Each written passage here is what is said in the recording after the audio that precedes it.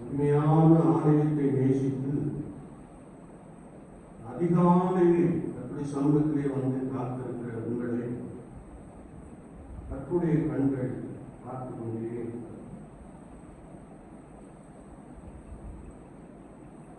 ஆண்டவரே, ஆலயத்தின் நன்மை, ஆலயத்தின் சம்பூரணம் அது எங்களுக்கு நிறைவாய் கிடைக்கட்டும் என்று சொல்லி மிகுந்த வாஞ்சையும் மிகுந்த ஆசையும் கர்த்தருடைய சமூகத்திலே நாம் காத்திருக்கிறோம். வாழ்க்கையிலே காணப்படுகிற தடைகளை கர்த்தர் நீக்கி போட போதுமானவராக இருக்கிறார். ஸ்தோத்திரம் என்று சொல்லி என்னுடைய வாழ்க்கையில் ஒரு புதிய காரியத்தை செய்யும் என்று சொல்லி என்னையும் என் குடும்பத்தையும் என் பிள்ளைகளையும் ஆசீர்வதியும் என்று சொல்லி கர்த்தருடைய சமூகத்திலே நம்மை முற்றிலுமாய் தாழ்த்தி அர்ப்பணிக்கிறோம். கர்த்தர் நல்லவராகவே இருக்கிறார். இயேசு கிறிஸ்து உங்களுக்கும் எனக்கும் நல்லவராகவே இருக்கிறார். இந்த ஒரே ஒரு ஸ்தோத்திரம் என்று சொல்லி நம்மை கர்த்தருடைய சமூகத்திலே தாழ்த்தி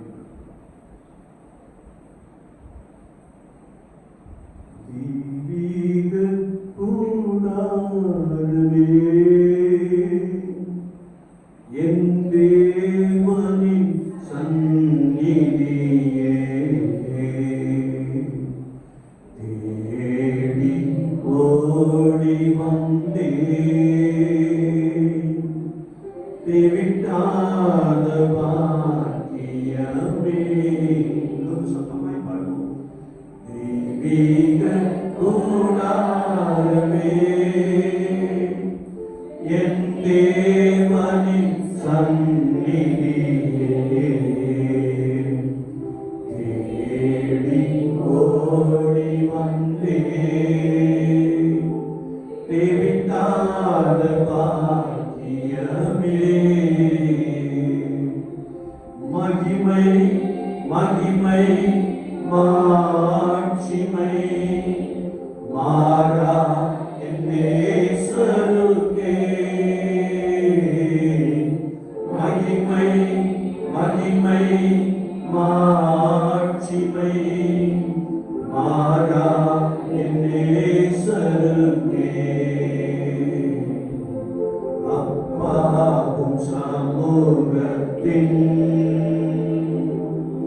அப்பங்கள் நாங்களையா சொல்லுவோம். அப்பா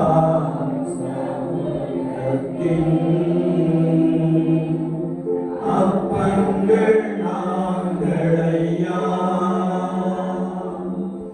எப்போதும் உம் திருப்பாதம் அமர்ந்திட ஏங்கி தவிக்கிறோம். சொல்லமாய் எப்போதும் பாதம் அமர்ந்திட ஏங்கி தவிக்கிறோம். சொல்லமாய் சொல்லுவோம்.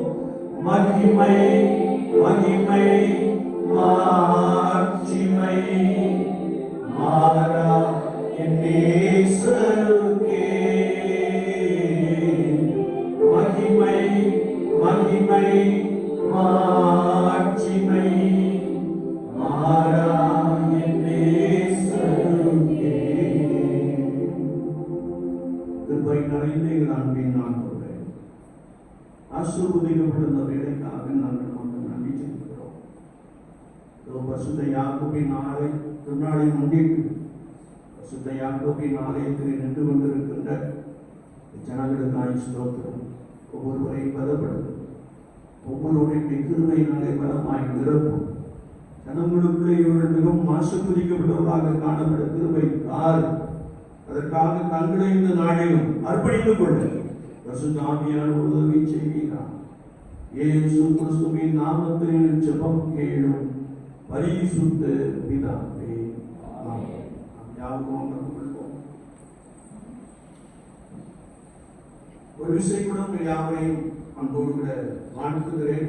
பண்டிகைக்குரிய ஆசீர்வாதங்களை கர்த்தர் உங்களுக்கு நிறைவாய் கொடுப்பார். ஆமென். அல்லேலூயா. ஒரு சந்தோஷமா இருக்கீங்களா? அல்லேலூயா. கர்த்தருடைய சமூகத்திலே மகிழ்ச்சியோடு காணப்படுவது நல்லது.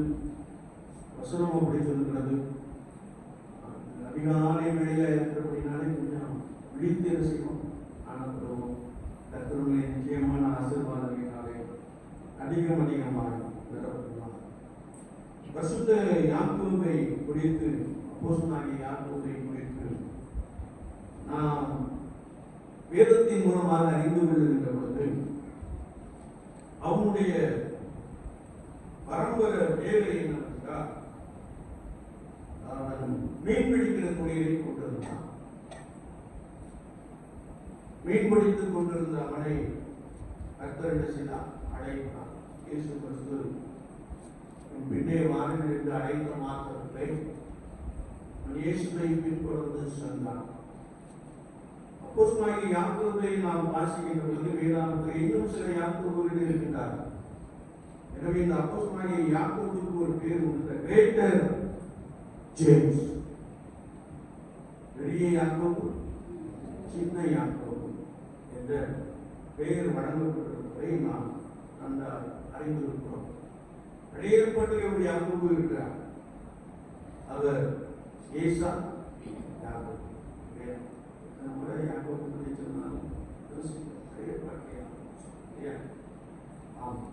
வேதத்திலே ஒருவேளை இந்த அப்போஸ்தலனாகிய யாக்கோபை குறித்து சொல்லுகின்ற பொழுது இவர்கள் இடிமுழக்கத்தின் மக்கள் என்ற ஒரு அட்டைமொழியை நாம் பார்க்க முடியும். எந்த திருச்சபையிலும் சாதாரண மக்களும் உண்டு, இயேசுவுக்காய் பலமாய் ஓடுகிறவர்களும் உண்டு, இயேசுவுக்காய் பலமாய் சாதிக்கிறவர்களும் உண்டு, இயேசுவுக்காய் பலமாய் ஜெபிக்கிறவர்களும் உண்டு. நம்முடைய திருச்சபையை எந்த விஷயத்தை சேர்க்கிறதுன்னு யோசிச்சுட்டே ஜெபிக்கிற சில தாய்மார்கள் இருக்கிறபடினாலே என்னுடைய ராஜ்யத்திற்காக ஜெபிக்கிற சில தாய்மார் இருக்கிறபடினாலே ஒருவேளை இவர்கள் குறிப்பாக என்ன அடைமுறை என்றால் ஜெபிக்கிறவர்கள் என்னுடைய ராஜ்யத்திற்காக, என்னுடைய ராஜ்யத்திலே ஜனங்கள் சேர்க்கப்பட வேண்டும் என்பதற்காக போராடி ஜெபிக்கிறோம். சமீபத்தில் ஒரு 3 பேர் நீங்கள் ஜெபியுங்கள், நாங்கள் எங்களுடைய கிராமத்திற்காக ஜெபித்தோம், நீங்கள் என்ன செய்ய ஜெபியுங்கள், கர்த்தர் உங்கள் கிராமத்தை ஆசீர்வதிப்பார் எங்கள் கிராமத்தை ஆசீர்வதித்திருக்கிறார். எங்கள் கிராமத்தில் இருந்து வெளியிட போகாமல் எங்கள் கிராமத்தில் இருந்து சில கோடீஸ்வரர்களை கர்த்தர் என்ன செய்திருக்கிறார், எழுப்பியிருக்கிறார். நீங்களும் செய்வீங்கள் என்று சொல்லி நான் கேட்டுக்கொண்டேன். யாருக்காக? கிராமம் ஆசீர்வதிக்கப்படுவது. எப்பொழுதும் கேட்டுக்கொண்டேன் என்றால், சமீபத்தில் ஒரு பிரசங்கம் பண்ணினேன். பிரசங்கம் ஞாயிற்றுக்கிழமை சாயங்காலம் அதெல்லாம் ஞாபகம். போன வருஷம் எங்களுக்கு குழந்த விட கொடுத்தாங்களா, கொடுத்தாங்க. அதனால ஞாபகம். சுபம் பண்ணுவதனால் பிரயோஜனம் என்ன என்ற வார்த்தையின் அடிப்படையில் ஒரு செய்தியை கொடுத்தேன். அதன்படி ஒரு 3 சகோதரிகளை நீங்கள் என்ன செய்ய, நித்தமும் 1 மணி நேரம் அல்லது ஒரு 1/2 மணி நேரம் நீங்கள் கற்பனை சமூகத்தில் காத்திருந்து என்ன செய்யணும், ஜெபிக்கணும். நான் இன்றைக்குமே ஒன்றை சொன்னால் அதை எதிர்பார்க்க வேண்டும். ஒரு விஷயம் 3 பேரை 2 பேரை சந்திக்க முடியாத வாய்ப்பு கிடைத்தது. ஆரம்பத்தில் தான் கிடைத்தது. எனவே அவர்களை பார்த்து ஆரம்பிச்சிட்டீங்களா அப்படின்னு கேட்டேன். இல்லையா, ஒருத்தர் ஊருக்கு என்ன செஞ்சிருக்காங்க, சோமன்றதுனால ஆண்டவர் சூழ்நிலை என்ன செய்கிறார், மாற்றி அமைக்கிறார். தயவு செய்து உங்கள் கிராமம் ஆசீர்வதிக்கப்பட சென்றீர்கள். நாங்கள் எங்கள் கிராமத்துக்கு தெரிவித்திருக்கிறோம். அது ஒன்றினுடைய சொந்த கிராமம் அல்ல. நாங்கள் எங்கள் அப்பா அம்மாங்க பணியாற்றினார்கள். அந்த கிராமத்திற்காக ஜெபித்திருக்கிறோம். இன்றைக்கு மொழிபெயர்த்த ஒரு கிராமமாக மாறிவிட்டது. நிறைய தம்பிமார் படிச்சுட்டு வேலை இல்லாமல் இருக்காங்க. தயவு செய்து ஜெபிக்க அப்படின்னா ஒருத்தர் ஊருக்கு பேசியிருக்காங்க. நாங்கள் இன்னும் ஆரம்பிக்கவே இல்லை என்ற ஒரு சத்தம் வருவதற்கு 2 பேர் என்ன செய்யணும், சேர்ந்து செய்யணும். அசங்கடிக்கணும்னா 2 பேர் அல்லது பெண்களை பொறுத்தவரை நிறைய பேர் வந்துட்டாங்கன்னு வச்சுக்கோங்களேன், வடப்பமையா இல்லையா. அதனாலதான் ஆண்டவர் தெளிவாக சொல்லியிருக்கிறார், 2 அல்லது 3 பேர் என்று சொல்லியிருக்கிறார். 2 பேரை கொண்டு தேவன் எழுப்புதலை கொண்டு வர முடியும். 3 பேரை கொண்டு தேவன் எழுப்புதலை கொண்டு வர முடியும். அல்லேலூயா. எனவே இந்த கிரேட்டர் ஜேம்ஸுக்கு ஒரு பேர் இருந்துச்சு, இடிமுழக்கத்தின் மகன் என்ற ஒரு பேர் இருக்கிறது இல்லையா. நம்மளே நிறைய பேர் பாயாடி அப்படிங்கிற பேர். சிலரை பார்த்தா எப்போ பார்த்தாலும் புலம்பிக்கிட்டே இருப்பாங்க, குழப்பம் பிடிச்சவங்க அப்படிங்கிற ஒரு பேர் இல்லையா. ஆனா இவங்களுக்கு ஒரு சிறப்பான பேர் என்னன்னா இடிமுழக்கத்தின் மகன் ஒரு பேர். இந்த அப்போஸ்தலனாகிய யாக்கோபு இயேசு கிறிஸ்துவுக்காக பலமாய் ஊழியம் செய்து ரத்த சாட்சியாக செய்தார், மரித்தார். வாகன கொண்டு கிடைத்ததற்காக கொலை செய்திருக்கிறார். இது அப்போஸ்தலனாகிய யாக்கோபை பற்றி நாம் அறிந்து கொள்ள முடியும். இந்த அப்போஸ்தலனாகிய யாக்கோபு எழுதின இந்த பொதுவான நிருபத்தில் என்ன இருக்குது அப்படின்னா, இந்த யாக்கோபின் நிருபமானது உலகளவிய செய்தியை கொடுக்கிறது. உலகமெங்கும் உள்ள மக்களுக்கு இந்த அப்போஸ்தலனாகிய யாக்கோபு நிருபத்திலிருந்து செய்தி என்ன செய்கிறது, கடந்து செல்லுகிறதை நாம் அறிந்து கொள்ள முடியும். இங்கேதான் மிகப்பெரிய பார்க்கணும் செய்தி என்ன என்பதை நீங்கள் பார்க்க வேண்டும். ஏன்னா உள்ளே சொல்லப்பட்டிருக்கிறது யுத்தங்களை குறித்தும் சண்டைகளை குறித்தும் என்ன செய்திருக்கிறது, சொல்லப்பட்டிருக்கிறது. செய்தி. இரண்டாவதாக இங்கே சொல்லப்படுகிற ஒரு வார்த்தை என்னவென்றால், ரட்சிக்கப்பட்டவர்கள் அந்த ரட்சிப்பில் தங்கள் வாழ்க்கையை நிச்சயமா வெளிப்படுத்த வேண்டும். நம்ம நிறைய நேரம் ஒப்பு கொடுத்திருக்கோம், இயேசுக்காக வாழ்வேன்னு சொல்லி. ஆனா அந்த ரட்சிப்பின் அனுபவம் வாழ்க்கையை நிச்சயமா வெளிப்பட வேண்டும் என்பதாக அப்போஸ்தலனாகிய யாக்கோபு மிக தெளிவாக கர்த்தருடைய ஆவியானவரை கொண்டு எழுதி வைத்திருக்கிறார். இந்த அப்போஸ்தலனாகிய யாக்கோபினுடைய நிருபத்தினுடைய கருப்பொருள் என்னவென்றால் ஞானம், விஸ்டம். ஞானம் ஞானம் என்பது ஆண்டவர் கொடுக்கிறது. நாலேஜ் என்பது நாம படிச்சு நம்முடைய மனதிலே வித்தியாசம். எனவே இது ஞானத்தை குறித்து பேசுகிறது.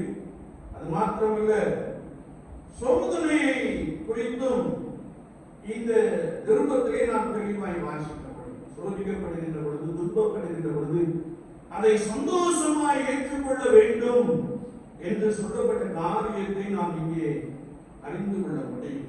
அது மாத்திரமல்ல, இவர் விசுவாசத்தை பற்றி அதிகமாக என்ன செய்கிறார், கூறுகிறார். விசுவாசத்தை பற்றி அதிகமாக சொல்லுகிறார். என்ன சொல்லுகிறார்? கிரியை இல்லாத விசுவாசம் செத்தது அப்படின்னு சொல்றார் இல்லையா? அப்ப நம்முடைய விசுவாசம் எப்படி இருக்க வேண்டும் என்பதை கற்பனை ஆவியானவரை கொண்டு மிக தெளிவாக சொல்லி வைத்திருக்கிறார். அது மாத்திரமல்ல, இச்சைகளினால் உண்டான காரியங்களை குறித்து சொல்லி வைத்திருக்கிறார். குறிப்பாக பணக்காரன் ஆசீர்வதிக்கப்பட்டால் இவர் நன்றாய் ஆசீர்வதிக்கப்பட்டிருக்கிறார் என்ற விஷயமும் சொல்லுவோம். ஆனால் என்ன சொல்றாரு அப்படின்னா, நீ பெரிய வசதியுள்ள மனிதனாக இருந்து தாழ்ந்து போனா அதை குறித்து என்ன செய்யும், மேன்மை பாரு. ரொம்ப வித்தியாசமாக எதிர்மாறாக சில காரியங்களை கற்பனை ஆவியானவரை கொண்டு அப்போஸ்தலனாகிய யாக்கோபு மிக தெளிவாக சொல்லி வைத்திருக்கிறார். ஒரு இடத்துல காணப்பட்ட ஒரு பெரிய குணாதிசயம் என்ன அப்படின்னா பணிவு. தமிழ் வார்த்தை என்னது? தாழ்மையுள்ள ஒருவர் கிருபை அளிக்கிறார் என்று எழுதி வைத்திருக்கிறார்.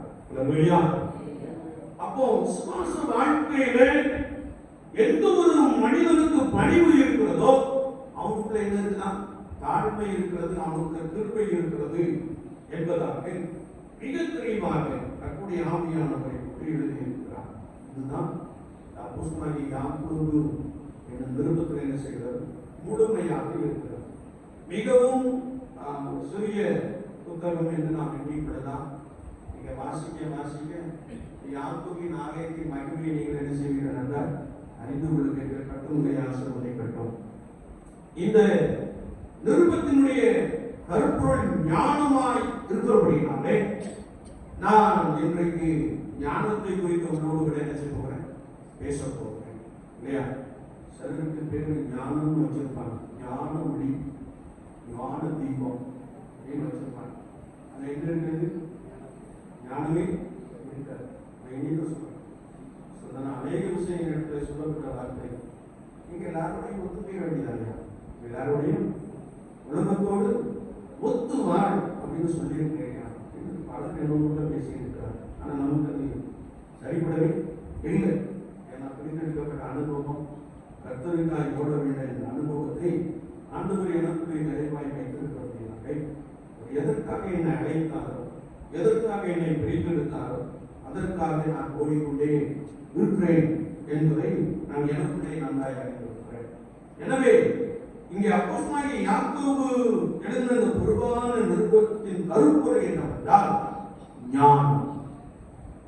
என்ன கருப்பொருள்? ஞானம். சில வழியில் நீங்கள் சிலரை திட்டிருப்பீங்க, ஞானம் இல்லாம செஞ்சிருக்கியப்பா அப்படின்னு நினைச்சிருக்கீங்க, சொல்லியிருக்கீங்க. தம்பியுடைய ஞானகுமார் இல்லையா, சொல்லிட்டாரு, முன்னாள் சொல்றீங்க அப்படின்னு நினைச்சிருக்கேன். நிறைய பேருக்கு இந்த பேர் இருக்கு இல்லையா? ஏன்னா இந்த நிருபத்திலே ஆண்டவர் ஞானத்தை குறித்து சொல்லுகின்ற பொழுது முதலாவது வாட் இஸ் விஸ்டம், ஞானம் என்றால் என்ன? நான் இடையிலே சொன்னேன், நாலேஜ் என்பது புத்தகத்தை பரட்டி படித்து நம்முடைய இருதயத்தை ஏற்றிக் கொள்ளுகிற ஒரு காரியம், உலகத்தை பற்றி அறிந்து ஏற்றிக் கொள்ளுகிற ஒரு காரியம். ஆனால் விஸ்டம் என்பது ஆண்டவர் நமக்கு பரத்திலிருந்து கொடுக்கிற காரியம். சிலரை குறித்து நீங்கள் இப்படி கேள்விப்பட்டிருக்க முடியும், உங்களுக்குள் இந்த ஞானம் எப்படி வந்தது என்று சொல்லி. என்னுடைய வாலிப பருவத்தை அநேகர் அறிந்திருந்தபடினாலே நான் ரட்சிக்கப்படுவதற்கு முன்பதாக நான் கொஞ்சம் ஷார்ட் டெம்பர், உடனே என்ன செஞ்சேன், வாய்தான் பேசுறேன், டக்குனு நினைச்சு ஆக்செப்ட் பண்ணேன். அதனால வாலிப பருவம் என்று சொல்லி 10th to 12th வரைக்கும் சொன்னா ஒரு ரிட்டையர்டு ஆசிரியர் வந்தார். நான் ரட்சிக்கப்பட்டேன், உபதேசியர் கட்டாயம் இருக்கணும்னு சொல்லி நினைச்சாங்க. பிஎட் முடிச்சதுனால அடுத்த பிடிச்சு தான் தள்ளி விட்டாங்க. இருந்தேன், ஆசிரியர் இருந்தேன், நல்ல கட்டுரை வார்த்தைக்காக நாட்டில் கட்டணம் நடத்தினார். அதுக்கு இந்த ரிட்டையர்டு ஆசிரியர் பேர் செல்வின். செல்வின் நல்ல மனிதன், தினமும் ஆலயத்துக்கு வருவார், நான் ஆசிரியர் பணியாக இருக்கும்போது கோபத்துல ஒருவனை என்ன செஞ்சாரு போட்டு தள்ளிட்டேன். நான் அந்த வேலையில் சொன்னா முதல் பிரசங்கத்துல நான் அழைப்பின் குரலை கேட்டேன், ஆண்டவர் என உணர்ந்தேன் என்ற பாடலை பாடிவிட்டு செய்தியை கொடுத்தேன். எந்த ஒன்றுமே வந்தார் உனக்கு எப்படி இந்த ஞானம் வந்துச்சு அப்படின்னு ஒரு வார்த்தை கேட்டேன். என்னால ஒண்ணுமே இல்லை. ஆண்டவருடைய சமூகத்துல வசனத்துக்காக 3 நாட்கள் என்ன செய்தேன், காத்திருந்தேன். கர்த்தர் என்னை நடத்தினார் அப்படின்னு சொல்லிட்டு ஏன் சொல்றாங்கன்னா, வாட் இஸ் விஸ்டம்? விஸ்டம் ஞானம் என்பது என்னவென்றால், நீதிமொழி புத்தகம் 9ஆம் அதிகாரம் 10ஆம் வசனத்தை நாம் வாசிக்கின்ற பொழுது, கர்த்தருக்கு பயப்படுதலே ஞானம் எங்க வந்தா? எந்த மனிதன், எந்த குடும்பம், எந்த சிறு பிள்ளைகள் கர்த்தராகிய இயேசு கிறிஸ்துவுக்கு பயப்படுகிறார்களோ அவர்களுக்கு கர்த்தர் ஞானம் தருகிறார் என்று வசனம் சொல்லுகிறது. அல்லேலூயா, அல்லேலூயா. நேற்று பார்த்த ஒரு குட்டி பையன் வந்திருக்கானே, ஒரு குட்டி பையன் வந்த உடனே ஆலயத்துக்கு என்ன செய்யணும், வரல. அவங்கள்ட்ட வாடா அப்படின்னு சொல்றேன். ஆராதனை ஆரம்பிச்சு வாடா அப்படிங்கிறேன். வாடா கூட்டோன்னு என்ன செஞ்சா நேரம் ஓடி. நான் எப்போ கண்ணை கொடுக்கணுமோ அப்போ வந்து உள்ள என்ன செஞ்சான் உட்காந்து இல்லையா. அப்போ சிறு வயதிலே ஆலயத்துக்குன்னு வந்துட்டு எங்கதான் நிற்கிறான். இது நாங்கள் கல்லூரி படிக்கும் போது சண்முகன் ஆலயம், காமராஜர் ஆலயம் சண்முகன் ஆலயத்துக்கு போயிட்டு நிறைய தம்பிமார் பாலிமர் தம்பிமார் வெளியே தான் நினைச்சாங்க நிற்பான். நாமளே போயிடுவோம். நிறைய பேர் வெளியே தான் நினைச்சாங்க நிற்பான். எனக்கு அந்த எண்ணம் வந்துச்சு, 3 நாள் இருக்குதான் இப்பவே வந்து எங்க நிற்கிறான், வெளியே நிற்கிறானே அப்படின்னு ஒரு பயம் உண்டாயிடுச்சு. ஆனால் வேலை என்ன சொல்லுகிறது அப்படின்னா, எந்த ஒரு மனிதன், எந்த ஒரு குடும்பம், எந்த ஒரு தனிப்பட்ட நபர் கர்த்தருக்கு பயந்து வாழுகிறார்களோ அவர்களுக்கு கர்த்தர் ஞானம் தருகிறார் என்று வசனம் நமக்கு தெளிவாக கற்றுக் கொடுக்கிறது. ஆமென், அல்லேலூயா. ஞானத்தோடு கூட ஆண்டவர் ஆசீர்வாதங்களை என்ன செய்கிறார், கொடுத்திருக்கிறார். கர்த்தருக்கு பயப்படுகிற மனுஷன், சத்தமா சொல்லுங்க, நீங்க எவ்வளவு சத்தமா சொல்றீங்களோ அவ்வளவு ஆசீர்வாதம் உங்க வீட்டுக்குள்ள வந்துடும். அல்லேலூயா. கர்த்தருக்கு பயப்படுகிற மனிதனை கர்த்தர் என்ன செய்கிறார், ஆசீர்வதிக்கிறார். ஞானம் மாத்திரமல்ல, ஆண்டவர் கூடவே ஆசீர்வாதங்களை கூட்டி என்ன செய்கிறார், வழங்குகிறார். ஆனால் அநேகருக்கு கர்த்தருக்கு பயப்படுகிற பயம் இல்லை. ஆனால் நீங்கள் கர்த்தருக்கு பயந்து வாழுகின்ற பொழுது கர்த்தர் ஞானம் தருகிறார் என்று வசனம் நமக்கு மிக தெளிவாக கற்றுக் கொடுக்கிறார். இங்க ஒருவேளை ஒரு 29 ரூபாய் 19 ரூபாய் ஒரு விளம்பரம் பண்ணிட்டே இருக்கிறான். மேத்தமேட்டிக்ஸ் எப்படி பண்றது, மாசத்துக்கு 29 ரூபாய் அதாவது 19 ரூபாய் சரி, அதை நீங்க கட்டிங்கன்னா நீங்க அந்த ஆன்லைன்ல மேத்தமேட்டிக்ஸ் எப்படி போடுறதுன்னு நினைச்சலாம் கற்றுக் கொடுக்கலாம். என்னதான் சொல்றேன், நமக்கு மேத்ஸ்க்கு சம்பந்தம் கிடையாது. என்ன செய்யறாங்க, அந்த ஃபார்முலாவை வச்சு டக்கு டக்கு டக்குன்னு என்ன செய்யறாங்க, பதில் சொல்லுறாங்க. சில பார்த்தீங்கன்னா கண்ணை மூடிக்கிட்டே சில காரியத்தை என்ன செய்வாங்க சொல்லுவாங்க. கண்ணை கிட்டியும் போவாங்க, ஆனால் அவன் என்ன செய்வான் சொல்லிக்கிட்டே இருக்கும். இதெல்லாம் கற்றுக் கொடுக்குற ஞானம், கற்றுக் கொடுக்குற ஞானம். யாருக்கு ஞானம் கொடுக்கிறாரா, கர்த்தருக்கு பயப்படுகிறவர்களுக்கு கர்த்தர் ஞானத்தை கொடுக்கிறார். இரண்டாவதாக, where do you find the wisdom? நாம் இந்த ஞானத்தை எங்கே பார்க்கலாம் என்றால், யோபுவின் புத்தகம் 12ஆம் அதிகாரம் 13ஆம் வார்த்தையை நாம் வாசிக்கின்ற பொழுது, அவரிடத்தில் ஞானமும் வல்லமையும் அதிகமாக இருக்கும் என்று வேதம் சொல்லுகிறது. ஆண்டவராகிய தேவனிடத்தில் தான் இது இருக்குதான், ஞானமும் இருக்கிறது, வல்லமையும் இருக்கிறது என்பதாக நாம் பரிசுத்த வேதாகமத்திலே இன்னும் அதிகமாக வாசிக்க முடியும். நான் கர்த்தருக்கு பயந்து கர்த்தராகிய ஆண்டவரை நோக்கி பார்க்கின்ற பொழுது, இதே யாக்கோபின் நிருபத்திலே 1ஆம் அதிகாரம் 5ஆம் வார்த்தையை நாம் வாசிக்கிறோம். அவர் யாவருக்கும் சம்பூரணமாய் கொடுக்கிறார் என்று வேதம் சொல்லுகிறது. அல்லேலூயா. 5ஆம் வார்த்தையை நாம் வாசிக்கின்ற பொழுது கர்த்தருடைய வார்த்தை சொல்லுகிறது, உங்களில் ஒருவன் ஞானத்தில் குறைவுள்ளவனாய் இருந்தார். இல்லையா, சில பிள்ளைகள் பேதையா இருக்காங்க, ஞானம் தான் இருக்காங்க. ஆனா அவங்க ஆண்டவரிடத்திலே கேட்டா ஆண்டவர் அவர்களுக்கு ஞானத்தை என்ன செய்கிறாரா, கொடுக்கிறார். நான் ராபர்ட் என்ற ஒரு தம்பியை குறித்து உங்களோடு பேசியிருக்கிறேன். ஒருவேளை எல்லா தேர்வுலையும் முட்டதான் இல்லையா, ஜீரோ ஜீரோ. ஆனா பாருங்க, ஒரு குறிப்பிட்ட ஆசிரியர் அவனை குறித்து ஒரு முக்கியத்துவம் கொடுத்து எடுத்தார். 9th to 10th பாஸ் பண்ணி கொடுத்து நான் பார்த்துக்கிறேன்னு சொன்னாரு. அவனுக்காக பிரயாசப்பட்டார். அவனை ஜெபிக்கும்படியாய் வைத்தார். அவனை கர்த்தரை நம்பும்படியாய் வைத்தார். வாழ்க்கையை நாம் பார்க்கின்ற பொழுது அவன் ஆண்டவரிடத்திலே கேட்க ஆரம்பித்தான். கர்த்தர் சம்பூர்ணமான ஞானத்தை கொடுத்தார். இன்றைக்கு காவல்துறையிலே ஒரு உயர்ந்த அதிகாரியாக காணப்படுகிறார். அல்லேலூயா, அல்லேலூயா. ஞானம் யாரிடத்தில் இருக்கிறது? ஞானம் பேரிடத்தில் இல்லை, கர்த்தரிடத்தில் இருக்கிறது. அல்லேலூயா. எனவே கர்த்தரிடத்திலிருந்து நான் கேட்டு பெற்றுக்கொள்ள வேண்டும் என்பதை குறித்து வசனம் நமக்கு தெளிவாய் கற்றுக் கொடுக்கிறது. ரோமாபுரியார்கள் 11ஆம் அதிகாரம் 32ஆம் வசனத்தை நாம் வாசிக்கின்ற பொழுது, அல்லது 33ஆம் வசனத்தை வாசிக்கின்ற பொழுது, தேவனுடைய ஐஸ்வர்யம், ஞானம், அறிவு என்பவர்களின் ஆழம் எவ்வளவா இருக்கிறது என்று நாம் வசனத்திலே வாசிக்க முடியும். கொலோசியர் 2:3 நாம் வாசிக்கின்ற பொழுது, அவருக்கு ஞானம், அறிவு என்பவர்களாகிய பொக்கிஷமெல்லாம் அடங்கி இருக்கிறது. அல்லேலூயா. என்னை கேட்டுக் கொண்டிருக்கிற என் அன்பு சகோதரனே, சகோதரியே, ஆண்டவருக்குள் ஞானம் இருக்கிறது. ஆண்டவருக்குள் சகலவித ஞானமாகிய பொக்கிஷம் அடைந்திருக்கிறது. நான் கர்த்தருக்கு பயந்து அவருக்கு ஞானத்தை கேட்டால் ஆண்டவர் என்ன கொடுக்கிறார்? ஞானம் தருகிறார். அல்லேலூயா, அல்லேலூயா. உங்க பிள்ளைகள் கொஞ்சம் தேவையா இருந்தால், கொஞ்சம் படிப்புல ரொம்ப என்ன சொல்றது, ரொம்ப வேகமா இல்லாமல் இருந்தா, நீங்க தான் ஆண்டவர்கிட்ட என்ன செய்யணும்? பிள்ளைகளை என்ன செய்யணும்?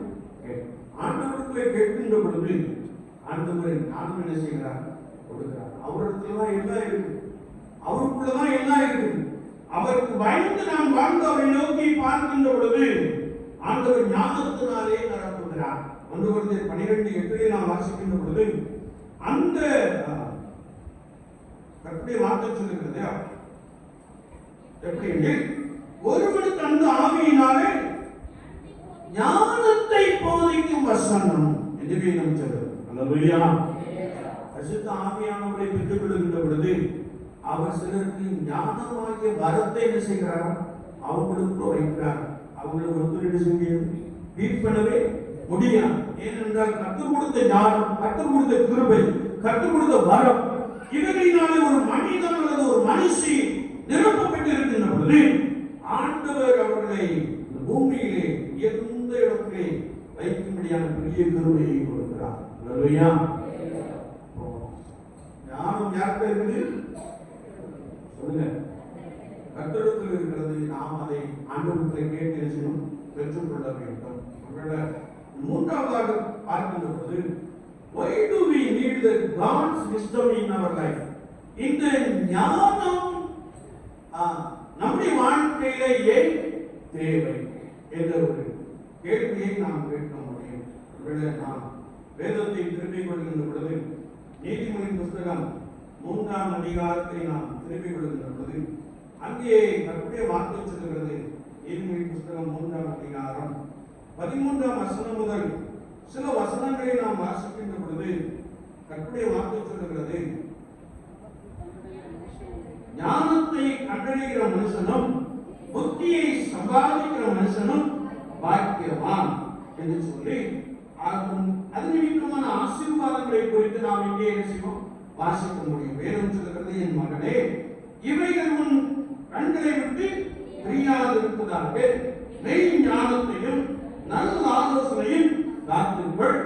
அவைகள் உன் ஆத்துமாவுக்கு ஜீவனும் உன் கழுத்துக்கு அலங்காரமாய் இருக்கும். அப்பொழுது நீ பயமின்றி உன் வழியை நடப்பாய், உன் கால் இடராது என்ற ஒரு வார்த்தையை நாம் வாசிக்க முடியும். கர்த்தருடைய வசனம் சொல்கிறது, இந்த ஞானத்தை ஆண்டவர் தருகிறார்.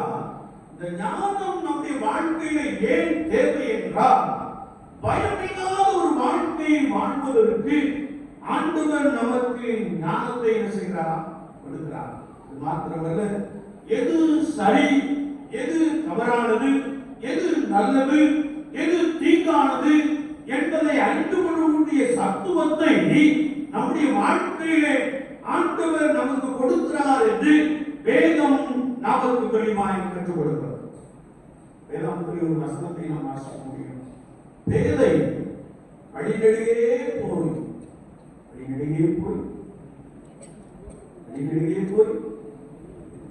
என்ன சொல்றீங்க, தண்டிக்கப்படுகிறான் என்று வசனம் சொல்லுது.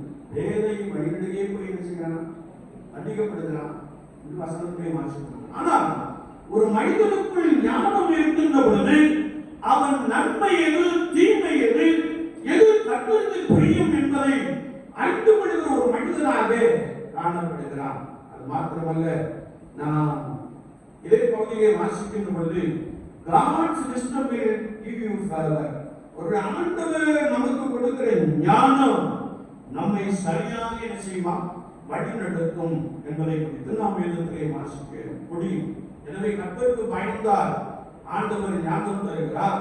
அவரிடத்தில் கேட்கின்ற பொழுது அவர் ஞானம் தருகிறார். அவருக்குள் ஞானம் இருக்கிறது, அதை நமக்கு கொடுக்கிறார்.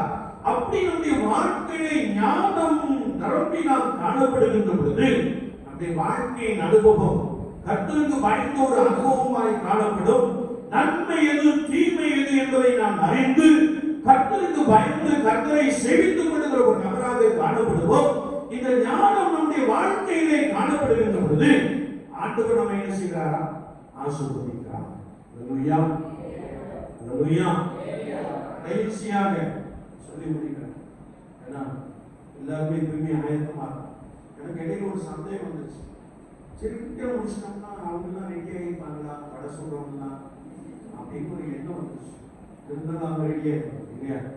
இல்லாட்டும் சூடா என்ன செய்வாங்க, தந்துகிட்டே இருப்பாங்க, சூடா தந்துகிட்டே இருப்பாங்க. சில கல்யாண வீட்டில் அவங்க ரெடியா அங்கேயே என்ன செய்யறாங்க, கொடுத்து விடுறாங்க. சமீபத்தில் ஒரு இடத்துக்கு போயிருந்தோம், ஒரு பிரேயர் மீட்டிங் போயிருந்தோம்.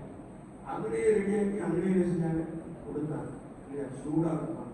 நம்மளுக்கும் அப்படின்னா கவலைப்படாது, ரொம்ப சூடா என்ன செய்வாங்க, தருவாங்க. ரொம்ப டேஸ்டா இருக்கும். சொன்னா அதனால ஒன்றும் கவலைப்படாது, சீக்கிரம் என்ன செய்யணும், முடிச்சிடும். ஏன்னா சிலருடைய முடிய பார்த்தா இன்னும் போயிட்டே இருக்க, இன்னும் திருமணத்திற்கு காணிக்கப்படணுமே அப்படிலாம் யோசிக்கிற மாதிரி இருக்கும் இல்லையா? சரி, கடைசியாக how do we receive the God's wisdom? இந்த ஞானத்தை நான் எப்படி பெற்றுக்கொள்வது? இந்த ஞானத்தை நான் எப்படி பெற்றுக்கொள்வது? வேதத்தை நாம் வாசிக்கின்ற பொழுது seeking with genuine heart, நம்முடைய இருதயம் கர்த்தருக்கேற்ற ஒரு இருதயமாய் காணப்படுமே என்றால், நம்முடைய இருதயத்திலே பரிசுத்த ஆவியானவர் வந்து வாசம் பண்ணுகிற ஒரு இருதயமாய் காணப்படுமே என்றால், நான் அந்த பரிசுத்த இருதயத்தோடு ஆண்டவரை தேடுகின்ற பொழுது ஆண்டவர் நமக்கு ஞானத்தை என்ன செய்கிறார், கொடுக்கிறாராம். அல்லேலூயா.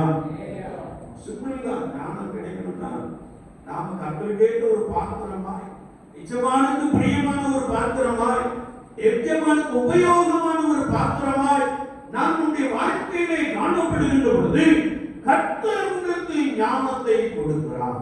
அல்லேலூயா. வசனம் நிறைய இருக்கு, வாசனத்தை நீங்க கொஞ்சம் யோசிச்சுட்டே ஞானம் பார்க்கணும் இல்லையா? சீக்கிங் வித் ஜென்யூன் ஹார்ட், நீங்க உண்மையுடைய இதயத்தோடு கர்த்தரை தேடுகின்ற பொழுது கர்த்தர் உங்களுக்கு எது கொடுக்கிறாரா, ஞானம் கொடுக்கிறார். அல்லேலூயா. நாம் வாசிக்கின்ற 1 அதிகாரத்திலே அங்கே சாலமோன் ராஜாவை குறித்து வேதம் சொல்லுகிறது. சாலமோன் எண்ணிக்கைக்கு அடங்காத பலிகளை செலுத்தினான். பழைய பாட்டு கோழி அறுத்தாங்க, ஆடு அறுத்தாங்க, மாடு பலிட்டாங்க இல்லையா? பழைய பாட்டு. ஆனா இயேசு கிறிஸ்து சிலுவையிலே அடித்து ரத்தம் சுத்தப்பட்ட பின்பு முதலாவது பலி நீக்கப்பட்டது, இரண்டாவது பலி நடைபெறுத்தப்பட்டிருக்கிறது என்று வேதம் சொல்லுகிறது. அல்லேலூயா. என்னை கேட்டுக்கொண்டு இருக்கிற என் அன்பு சகோதரனே, சகோதரியே, ராஜா பலிகளை செலுத்தினார். அந்த ராத்திரியே ஆண்டவர் சொப்பனத்தில் தோன்றி நீ விரும்புவதை கேள் என்று சொன்னார். அல்லேலூயா. திடீர்னு அபிட்ட வந்து ஆண்டவர் உனக்கு என்னப்பா வேணும், நீ விரும்புவதை கேள்வா அப்படின்னா அபி என்ன செய்ய நினைப்பாரு, நாம பெரிய பிசினஸ் வேணாம் வரணும்னு நினைப்போம் இல்லையா? ஆனா அந்த ராஜா பாருங்க என்ன கேட்டார் அப்படின்னா, ஒரு நீங்க ராஜாவா இருந்து கேட்டுட்டீங்கன்னா எல்லா தேசங்களும் எனக்கு கீழே என்ன செய்யணும், என்ன செய்யணும், வரணும்னு கேட்டுருக்கீங்க. ராஜாவோட ஸ்தானத்தில் இல்லையா? ஆனா இவர் என்ன கேட்டாரா? நான் சரியாய் நியாயம் தீர்க்கும்படியால் எனக்கு என்னதாலும் ஞானத்தை தாரும் என்று கேட்டார். அல்லேலூயா. நாம ஜெபிப்போம், ஆண்டவரே என்னை ஆசீர்வதியும், என் எல்லையை விரிவாக்கும், நீங்க என்ன செய்யக்கூடாது, உங்க கரையினோடு கூட இருக்கணும். ஆனா எனக்கு ஞானம் தான் ஆண்டவரே யாரும் தோன்றமா தோன்றீங்களா? பெற்றோர்கள் பிள்ளைகளுக்கு தோணும், பிள்ளைகளுக்கு ஞானத்தை தான். பிள்ளைகளுக்கு தோன்றீங்களா? அபிமான் தோன்றீங்களா? ஆண்டவரே எனக்கு ஞானத்தை தான் என்று நாம உண்மையான இருதயத்தோடு விட, பரிசுத்தமான இருதயத்தோடு விட ஆண்டவரத்தை கேட்கின்ற பொழுது ஆண்டவர் என்ன கொடுக்கிறாரா? ஞானம் கொடுக்கிறார். அல்லேலூயா. இரண்டாவதாக நாம் இதே பகுதியை பார்க்கின்ற பொழுது seeking with genuine faith என்று வேதம் சொல்லுகிறது இல்லையா? உண்மையான ஒரு விசுவாசத்தோடு ஆண்டவரத்தை என்ன செய்யணுமா? கேட்க வேண்டுமா?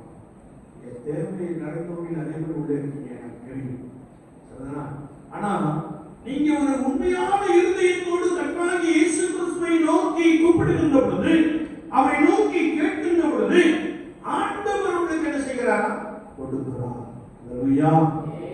அல்லேலூயா. அதே நேரத்துல நாம சில இடத்துல வாசிக்கிறோம், எபிரேயர் 11ல நினைக்கிறேன், அங்கே கர்த்தருடைய வார்த்தை சொல்றது கிரியையில்லாத விசுவாசம் செத்தது இல்லையா? நாம கிறிஸ்தவன் சொல்லிக்கிட்டே இருக்கோம். வாழ்க்கையில கிரியையிலே என்றால் வாழ்க்கையில இயேசு கிறிஸ்துவுக்கு ஏற்ற ஒரு நிலைப்பாட்டை நாம் கொண்டிருக்கவில்லை என்றால் அது கிரியையில்லாத விசுவாசம். ஆனா வேதம் சொல்லுகிறது கிரியையில்லாத விசுவாசம் செத்தது என்பதை நாம் அறிந்து கொள்ள முடியும். அப்படி என்றால் கர்த்தருடைய வசனம் சொல்லுகிறது, ஒருவன் என்னிடத்தில் வந்து நான் பசியாக இருக்கிறேன், எனக்கு வஸ்திரம் இல்லை என்று சொன்னால் நான் அவனை பார்த்து கர்த்தருடைய ஆசீர்வதிப்பார், சமாதானத்தோட போய் வா என்று சொல்வது கிரியையில்லாத விசுவாசம். நாம் ஒரு ஜெபம் பண்ணணும், அதே நேரத்தில் என்னால் முடிந்ததை அவனுக்கு செய்யணும், கொடுக்க வேண்டும் என்று வசனம் சொல்லுது. என்னை கேட்டுக்கொண்டு இருக்கிற என் அன்பு சகோதரனே சகோதரியே, ஒருவேளை நான் உண்மையுள்ள இருதயத்தோடு விட கர்த்தரை நோக்கி விசுவாசித்து கேட்கின்ற பொழுது ஆண்டவர் சிறந்த ஞானத்தை நமக்கு என்ன செய்கிறாரா? கொடுக்கிறார். ஒருவன் ஞானத்தில் குறைவுள்ளவனாய் இருந்தால் யாவருக்கும் சம்பூரணமாய் கொடுக்கிறவன், ஒருவரையும் கடிந்து கொள்ளாதவரும் என்ற வசனத்தின் படியே நீங்கள் உங்களுக்காகவும் உங்கள் பிள்ளைகளுக்காகவும் உங்கள் பிள்ளைகளும் கர்த்தரிடத்திலே ஆண்டவரே ஞானம் தாரும் என்று கேளுங்கள். கர்த்தர் ஞானத்தை என்ன செய்கிறாரா? கொடுக்கிறார். என்னுடைய ஜெபம் என்ன, இந்த கிராமத்தில் இருந்து கனப்படுத்திய மனிதர்கள், கனப்படுத்திய ஸ்திரீகள் இயேசுவின் நாமத்தினாலே என்ன செய்யணும்? எழும்பணும் ஆண்டவரே, சிறந்த ஞானத்தினாலே நிரப்பும், சிறந்த ஞானத்தினாலே நிரப்பும் என்று சொல்லி ஒவ்வொரு நாளும் ஜெபிப்பது உண்டு. அல்லேலூயா. என்னை கேட்டுக்கொண்டிருக்கிற என் அன்பு தெய்வ ஜனங்களே, அப்போஸ்தலனாகிய யாக்கோபு தன்னுடைய நிருபத்தின் மூலமாக ஞானத்தை குறித்து மிக தெளிவாக பேசுகிறார். அதிலே ஞானம் என்றால் என்ன? கர்த்தருக்கு பயப்படுதல் ஞானம். இந்த ஞானத்தை நாம் எங்கே கண்டுகொள்ளலாம், எங்கே பெற்றுக்கொள்ளலாம் என்றால் கர்த்தராகிய இயேசு கிறிஸ்துவிடத்திலே சகல பொக்கிஷங்களும் உண்டு, ஞானமாகிய பொக்கிஷம் உண்டு. அவரே ஞானத்தை கொடுக்கிறவர். அது மாத்திரமல்ல, ஞானம் நம்முடைய வாழ்க்கையிலே ஏன் தேவை என்றால் எது நன்மை எது தீமை என்பதை அறிந்து வாழும்படியான அனுபவங்களை பெற்றுக்கொள்ள இந்த ஞானம் நமக்கு தேவை. வேதம் சொல்கிறது பரத்திலிருந்து வருகின்ற ஞானம் என்பதை நாம் பரிசுத்த வேதாகமத்திலே வாசிக்க முடியும். கடைசியாக நாம் இந்த ஞானத்தை எப்படி பெற்றுக்கொள்வது என்றால் உண்மையான இருதயம், உண்மையாக கர்த்தரை விசுவாசிக்கின்ற பொழுது கர்த்தருக்கு ஞானத்தை என்ன செய்கிறாரா? கொடுக்கிறார். ஆண்டவரே, பரிசுத்த யாக்கோபின் திருநாளிலே சமூகத்திலே வந்து காத்திருக்கிறேன், உதவி செய்ய ஆண்டவரே என்று சொல்லி என்னைக்கு என்னுடைய பிள்ளைகளை ஞானத்தினாலே நிரப்பும் என்று சொல்லி நம்மை கர்த்தருடைய சமூகத்திலே ஆழ்த்திக் கொள்வோம். கர்த்தருடைய ஆவியானவர் உங்களுக்கு ஞானத்தை கொடுப்பார். யாக்கோபின் வாழ்க்கையிலே காணப்பட்ட இயேசுவுக்காக ஓடுகிற அந்த அனுபவத்தை தாரும் என்று சொல்லி கேட்போம். சாட்சியாய் வாழ்வோம். கர்த்தர் உங்களையும் நீங்கள் வாசம் பண்ணுகிற இந்த கிராமத்தையும், இந்த கிராமத்தில் எல்லா குடும்பத்தையும் உங்களை மிகமாக செய்வார், ஆசீர்வதிப்பார். ஆண்டவர் தாமே உங்களை பலமாய் நடத்துவாராக. ஆமென். ஆமென்.